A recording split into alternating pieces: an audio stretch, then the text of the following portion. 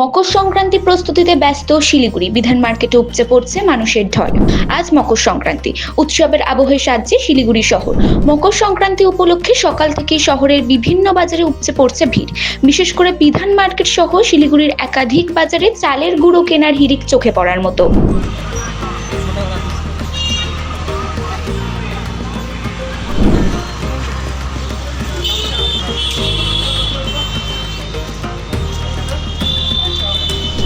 মকর সংক্রান্তিতে পিঠে পুলি তৈরির বহু পুরনো রীতি রয়েছে বাঙালির ঘরে ঘরে।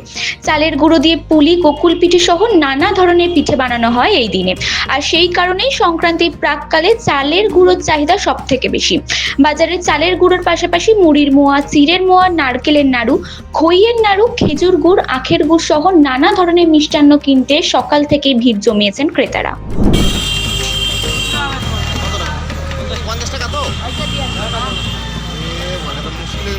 বিক্রেতাদের কথায় এবছর চালের গুঁড়োর বিক্রি বেশ ভালো। মকর সংক্রান্তিকে কেন্দ্র করে চাহিদা আরো বাড়বে বলেই আশা করছেন তারা। ভালো বিক্রির জেরে বিক্রেতাদের মুখে ফুটেছে হাসি।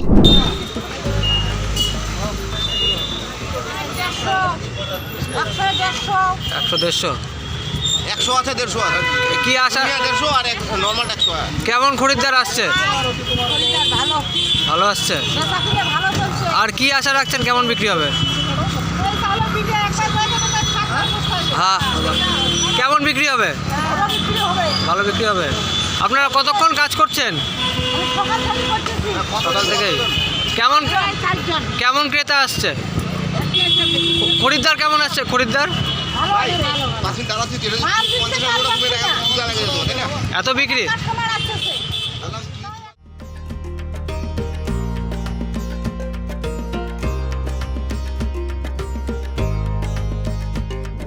অন্যদিকে আজ মকর সংক্রান্তিকে কেন্দ্র করে শিলিগুড়ির বিভিন্ন মন্দিরে সকাল থেকেই দেখা গেল দান ধ্যানের ছবি। মন্দিরের সামনে ভিড় জমিয়েছেন অসহায় ও দুস্থ মানুষজন। লাইনে দাঁড়িয়ে তারা অপেক্ষা করছেন দানের আশায়। আর বিভিন্ন শ্রেণীর মানুষ তাদের সাধ্য অনুযায়ী দান করছেন।